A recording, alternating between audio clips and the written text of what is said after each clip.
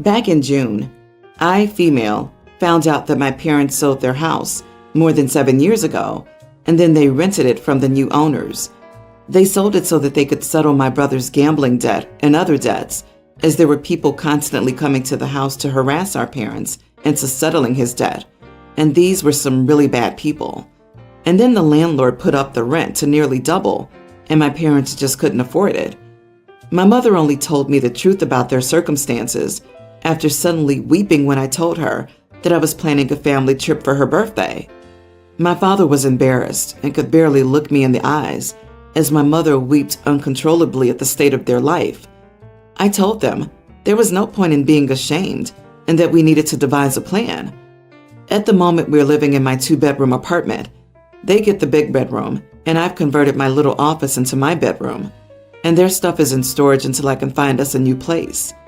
Of course, I wasn't going to let my parents go homeless, and so I told them that they could move in with me permanently.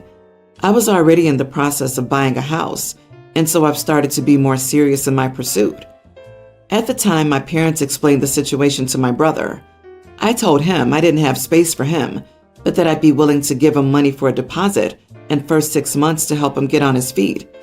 He agreed. In the meantime, he's been staying at his girlfriend's. I found him several places and even applied for them. He told me he had found a place on his own that he preferred.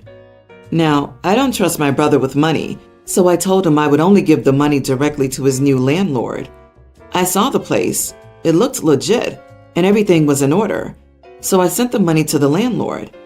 Not a day later, and my dad got a text from my brother's girlfriend asking him where he was. My father spoke to her, and yes, as you might have already guessed, he ran away with the money. It turns out the landlord was his friend, and the only reason we know is because his girlfriend was angry he didn't share the money with her. Then last Friday he called to say he messed up and that he was in trouble for destroying a hotel room, that his girlfriend won't let him stay with her anymore, and that he has nowhere to go. I told him I didn't care and hung up. My parents are heartbroken and worried about him. I heard them talking in private, and basically, they're too scared to voice their opinion for fear I might kick them out. I don't want my parents to be afraid of me, and I want them to be comfortable. I feel like this is the only right way to deal with my brother. Am I the idiot for not letting him crash on the couch? Everyone's the idiot here. He took your money and ran when you did him a massive favor. He betrayed your trust. He basically stole your money in what amounted to a confidence scheme. I would talk to your parents, though, and tell them you're not going to kick them out for their opinions, but that your stance on this isn't going to change. Your parents are enabling him, and that's only going to make it worse. Why homeless? Prison is free of charge, I think. Sorry for being cynical. Your brother's the type of person that sucks people in who come too close to him, like a black hole. Stay away. He has a real potential to also wreck your life after your parents and perhaps his girlfriends. Even if you wanted to help him, right now you simply have no space in your apartment, and I'm sure your financial resources are not unlimited either. He needs to figure this out by himself. Is it possible to recoup the money through legal means? Can he be charged for presenting a false front to claim the money? It was basically fraud, and you know both parties. OP, stay strong. A gambler is always a gambler. They rarely change, even if they're no longer gambling money. Trust me, it took me 13 years to see it with my ex. If it's not money, it's trust or lives or other things. Even if you help him, he's going to relapse. He needs a hard and harsh wake-up. I don't think your problem is your brother. It's your parents. Why are they afraid of you?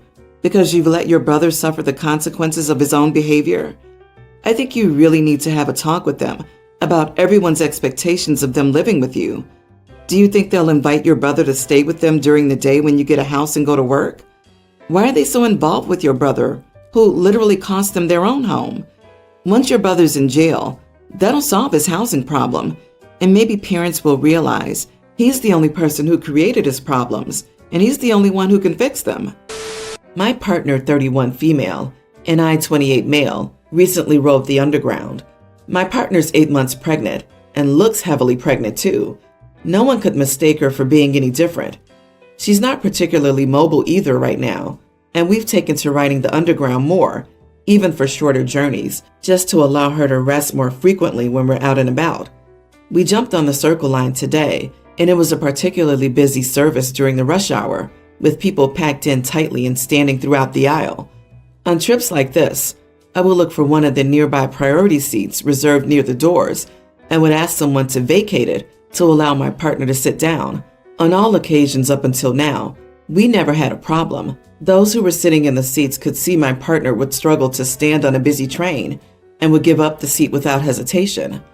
On this particular day, one of the seats was occupied by an elderly gentleman with a walking stick, probably mid-80s, and one by a younger man, probably mid-20s. I make what I think is my best judgment call and ask the younger man if he would give up the seat for my partner. He replies that he has autism and that his disability allows him to use a priority seat too. I understand that people have less visible disabilities and should be allowed to use the priority seat under normal circumstances. However, I also felt that despite this, it wasn't a physical impairment, and he was more capable of standing than my partner, who had been standing up for a very long time and really needed to rest at this point. When I tried to explain this to him, he became very defensive and called me an idiot for not appreciating his needs too. Eventually, others began to overhear what was being said, and someone else voluntarily offered up a normal seat. But the experience left me wondering if I was the idiot for insisting this person needed a priority seat less than my girlfriend. So, am I the idiot for asking someone with an invisible or non-physical disability to vacate a priority seat for my heavily pregnant partner? You are the idiot. Asking was fine. Arguing makes you the idiot, unless you are that specific person's care provider and are 100% certain of their limitations. Your opinion and observations mean crap. I have an invisible disability, and people like you are the bane of my existence. If your partner's that tired and unwell, get a cab, wait for a less busy train, whatever. Exactly. None of us is equipped to determine what a stranger can or can't do. Next time, do what I did when I was pregnant. Move on to the people in the regular seats and ask if they'll let your girlfriend sit down.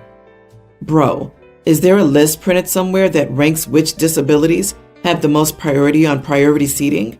You're arguing with someone who you said should be allowed to use the priority seat about your version of a priority system that doesn't exist.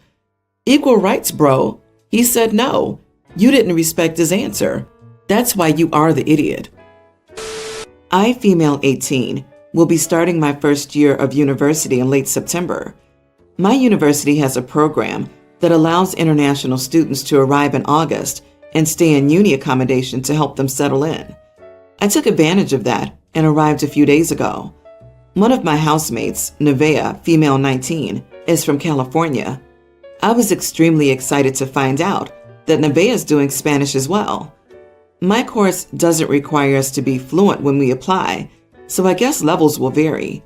I know we will be divided based on abilities for language classes, but we will have cultural and history classes together. We were trying to chat in Spanish, but it turns out Nevaeh's level is very basic, and she couldn't hold a conversation. No biggie. Mine is a bit higher, as I've had Spanish in school since the age of 10, along with English. But while I didn't have an issue with Nevaeh's Spanish, she had an issue with mine. Over the years, most of my teachers were native speakers, and my accent is heavily influenced by Colombian Spanish. It's nowhere near perfect, but I tried my best to pronounce it correctly. Nevaeh's accent is heavily influenced by English, including double vowels, etc. I thought it was just because she's a beginner, but it turns out it's on purpose, and she refuses to learn proper pronunciation. When she heard my accent, she berated me for using it. She scolded me and told me I should speak in my own accent and that it's cultural appropriation to learn native accents. I tried to explain to her. I tried to tell her that even our course has pronunciation classes, which we have to pass. Unfortunately, she wouldn't listen and would talk over me. It's like she didn't want to have a conversation with me. She just wanted to hear herself speak and have me nod and agree with everything she says. I told her again to butt off and leave my accent alone, and she called me racist for appropriating an accent, and I told her she's crazy and left the room. Sadly, turns out she recorded our conversation and threatens to send it to our university because I called her crazy and it's offensive. Was I really the idiot for calling her crazy? I'm worried that I was in the wrong and I don't see it, and I'll lose my uni place. I'm sorry, but your roommate does not sound very smart at all. You're not appropriating an accent. You're pronouncing the language correctly. She just doesn't like that you're making her look and sound like the ignoramus she is. Let her share that recorded conversation with everybody, and I guarantee the majority of people, if not everyone, will say you're not the idiot. What kind of roommate starts recording conversations on their first day? She's literally wrong about all of that and actually sounds like a psycho. Depending on where you live and what uni this is, she may actually get into serious trouble herself if she reveals that conversation. You're going to be fine. Ask if you can get reassigned to a new housemate. Ask today. That's absurd, and her taping it is creepy and violating. 100% you need to beat her to the punch. Go to administration and say you were harassed, and then she told you she taped the conversation without your knowledge or consent and was threatening you with it. They will help you. OP, this is one of those times where you need to use your critical thinking skills. My family is visiting and staying at my house. I keep a box with a few $100s in my room, just in case I need cash.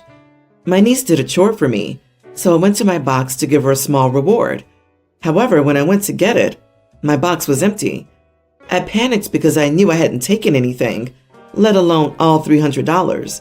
I asked my brother about it, and he got offended that I would even imply that his family would steal from me. I told him to at least ask his kids about it, but he refused. I asked them myself, and my teen nephew told me that he had taken it. I asked for it back, but he said he had taken it 2 days before and had already spent it. I told him to give me what he had bought then, but he refused. His dad blew up at me and told me I had no right to talk like that to his child, and I told him to tell his kid to give me the thing he bought or pay me back, but he refused as well. I told him that I would bring this to the police, and he just laughed and said that it was only $300 and it wasn't worth the trouble. I told him if it was only $300, he could pay me back, but he said no. So I went to the police with it, and I gave them the information they needed, which was surprisingly easy. My family lives in the same city as me, so the police came pretty fast, and now my entire family is furious at me for potentially ruining my nephew's life over such a small thing. I think it's the principle that matters, and everyone in my family is better off than me, but an outside opinion would be nice. Am I being an idiot doing this? Edit. Also, if I do get paid back, should I drop the charges? Not the idiot. Your nephew is the idiot, and judging by his father's reaction, it's not hard to see where he gets it. In response to your edit regarding your question as to whether you should drop the charges if you get paid back, that's up to you. In your place, I would consider it, only if your nephew and your brother offered sincere apologies, meaning that they both acknowledged that what they did was wrong and why. However, I don't see that happening based on their vast sense of entitlement. Your brother not only stole from you, but basically scoffed at you when you demanded your money back. He refused to give you the item that he used your money for. That's some level 12 sense of entitlement on a dial that only goes up to level 10. It feels like OP's brother and the nephew stole the money together. Otherwise, why is the nephew so quiet about what the money was spent on? And why is the brother so adamant against holding his son accountable? I think the son is covering for his dad. Either way, your nephew isn't learning anything good from his dad. These people have no clue how much money $300 is. God, an extra $300 would help me with the rent and groceries. Obviously, your brother and his spoiled nephew have never experienced not having money. I think you learned a good lesson here, OP. Your brother's family are entitled idiots, and you should do yourself a favor and cut that thief and his father out of your life. So, I love to bake desserts. It's a meditative sort of activity to me. I really enjoy making tasty treats for other people, especially since I'm actually not a huge sweets person and couldn't ever eat all the stuff that I bake. Most of the time I take it into work. I work at a small restaurant, staffed by about a dozen people including the 2 owners. We are all pretty tightly knit as most of us have been here since the restaurant opened. I started bringing desserts for everyone to enjoy. It was never an obligation, nor did it ever feel like it. But I got a little miffed when I went in the day after I'd dropped off a pie to get my glass pie dish, and one of the owners handed it back to me still dirty. It still had crumbs and bits of pie crust left in it. I didn't say anything and just resolved to let it go. The following week, I made an apple cake in a glass to bring in and left it that evening so the others on the later shifts could enjoy it too. 2 days later, on my next shift, I was given back my dish that was still dirty, and now it needed to be soaked to clean it because the crumbs and such had dried to a hard layer. I thought this was kinda rude, as I'd been raised that if somebody gifted me food, casseroles, etc., it was good manners by washing the dish that it came in when you go to return it. It happened a couple more times, so I asked the owner, who was managing that day, if my dishes could be washed before I got them back. However, the next few weeks nothing changed, and my dishes were still left dirty when they were returned. I decided that I'd just use the disposable bakeware for anything I took to work. However, I ran into an issue that sometimes the baking time and temperature for some of my recipes doesn't work for the cheap metal disposable bakeware, something I'd forgotten about until I took a pie to work, and when they cut into it, it was discovered that the bottom crust was a bit burnt. One of the owners joked that I had downgraded my equipment, so they got burnt pie. A server said she'd noticed I'd stopped using glassware and wondered why.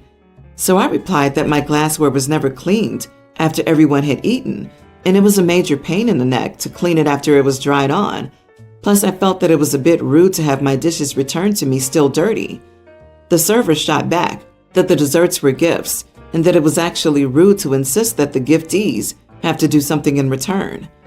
Another server agreed with her and said that if I was expecting them to wash my dishes for me, then I shouldn't bother making food for them at all.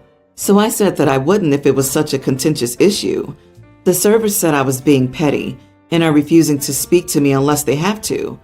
Now, I could see their reasoning that someone being gifted something shouldn't be obligated to do something in return, but I still feel that it's rude to not wash the dish that gifted food came in. So, am I the idiot? Hogwash. It's not rude to expect the dishes to be cleaned. Who does that? It's part of the social contract. If someone brings in food, any dishes or utensils get washed before being returned.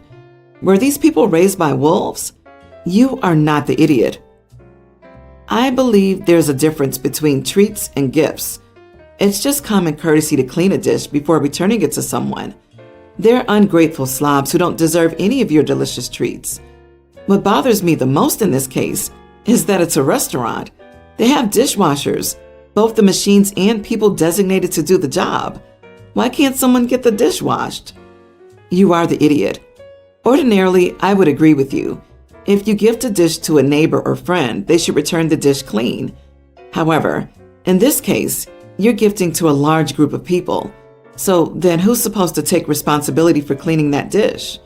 In this case, no one person is being rude. There just isn't a fair way to allocate that responsibility amongst the random people that benefit from your gift. If you say the person who takes the last piece, I guarantee there'll be a last piece left in your dish until you pick it up.